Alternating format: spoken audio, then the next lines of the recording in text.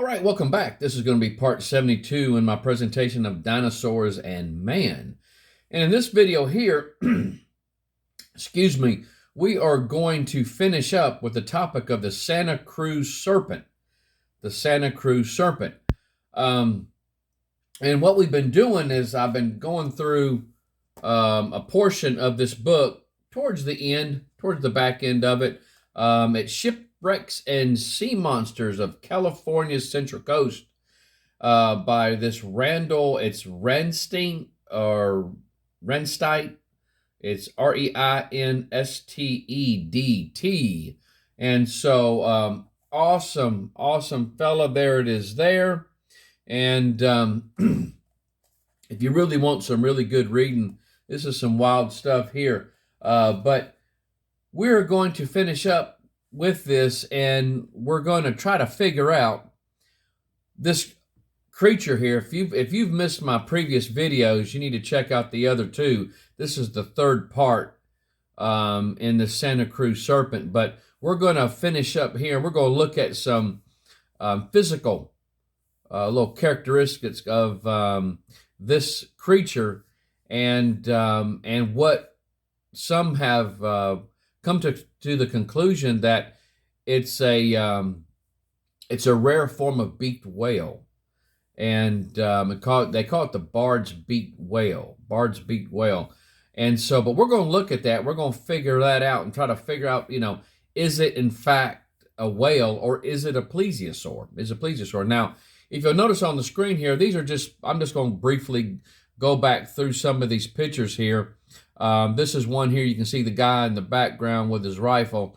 And this is the head of this animal. And this one here is another one. Got a bunch of guys standing next to it. And looks like a photographer near the tail of it. And so it's sitting there. And I tell you what, guys, I mean, it's really quite a specimen indeed. And here's another picture of it. Here you got the head to the left of the picture, and then what appears to be the neck, and then the body, and then the tail on the right-hand side. Now, I'm quoting from an excerpt from the book here. It says, E.L. Wallace of Santa Cruz, twice the president of the Natural History Society of British Columbia, having the following to say about the creature. He said, "My examination of the monster was quite thorough. I felt in its mouth, and it had no teeth. Its head is large, and its neck fully 20 feet long from the end of the backbone. These facts do away with the whale theory, which had been proposed by a handful of other authorities, as the backbone of a whale is far larger than any backbone in this animal. Again, its tail is too weak for an animal of the deep, and does away with that last version." He says, "With a bill like it possesses, it must have lived on herbage and undoubtedly inhabited a swamp. I would call it a type of Plesiosaurus. A plesiosaurus was a sea reptile of prehistoric times. Mr. Wallace theorized that it was quite possible that the monster may have been preserved in a glacier of ice for countless of years, and was released by the gradual melting of the ice and floating into warmer waters, eventually to be cast upon the Santa Cruz shore." And so that's the excerpt of this book here that I just showed you. And this is what a plesiosaur looks like. The word plesiosaur means near lizard. Near lizard.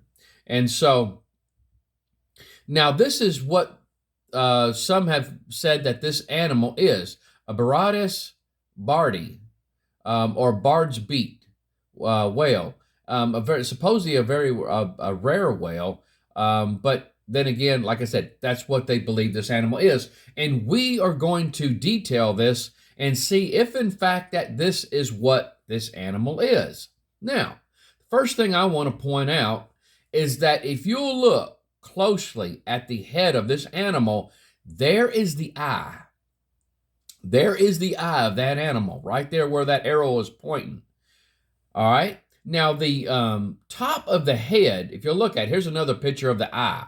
You can see the eye there in that red box. And right where that guy is standing at, like the white, where the white pants, you see at the top of the head is that bulb, is where the head raises up, very sharp, raised up. Now, what I did is I kind of cropped this head picture here, and I turned it just a little bit to make it look more like where you could see, like if it was, swimming or something like that, where it's at the top, you can actually see it. And I put the Bard's Beak whale, or the Baratus Bardi whale, I put it over to this other side. This is what that whale looks like. Now, you can clearly see that there is an indication here that it does match that whale right there as far as the eye position on the head and how the front of the head goes up. The top of the whale head, it's a real sharp, right where the forehead would be. It goes up real sharp, and then you're on the top of the head, just like this other one here. Now, let me remind you that the animal that had washed up on the shore was decomposed for some time. It had been decomposing for some time.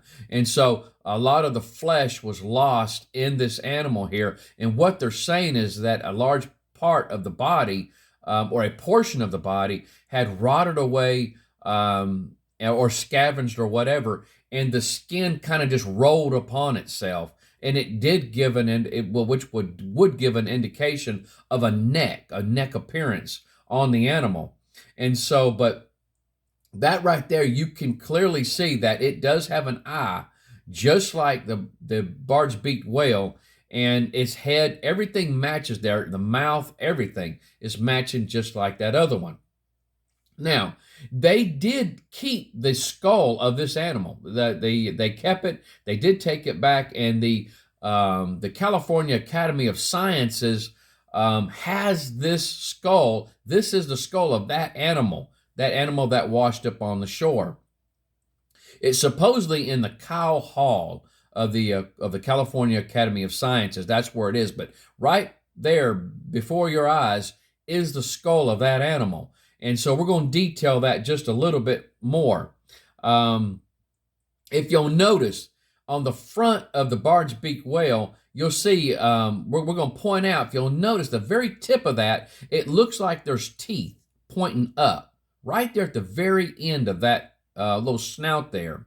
Now, the snout, called a beak, is elongated, and it lacks all teeth except for one or two sets in the lower mandible. If you guys remember when they were talking about the description of the animal that washed upon the shore, they said it didn't have any teeth except for one or two sets in the lower mandible. Now, if you'll look at the picture of this whale right here, this is a Bard's Beak whale. Look at the very end of that snout. There's two teeth pointing up. That's what they're saying here, which are called battle teeth. It's called battle teeth for their use in intra-species conflict. Individuals often bear scars from such confrontations. And so, but that right there is I guess it's a way for it to defend itself. And so, but you can see it right there at the very end. I want you guys to take note of that. The very end of that snout, you can see those two teeth in this drawing here. Now, this is looking at the skull front on. Now, if you'll notice, this animal here shows where it had battle teeth. It had battle teeth at the very end of the snout. The very same thing that they're showing, this animal has also. You can see the holes. See those two holes? That's where the battle teeth went. Now, also, very important thing to note here, notice the blowhole. The blowhole is low and wide on this whale here. Now, if you'll notice here, this is a kind of a poor picture here, but notice at the top of this animal's head, there is a hole at the top of it. You can't see it real good. This is a better photograph of that. And lo and behold, guys, it has a blowhole on the top of its head. I am very confident that that's exactly what's showing on the top of this head of this animal.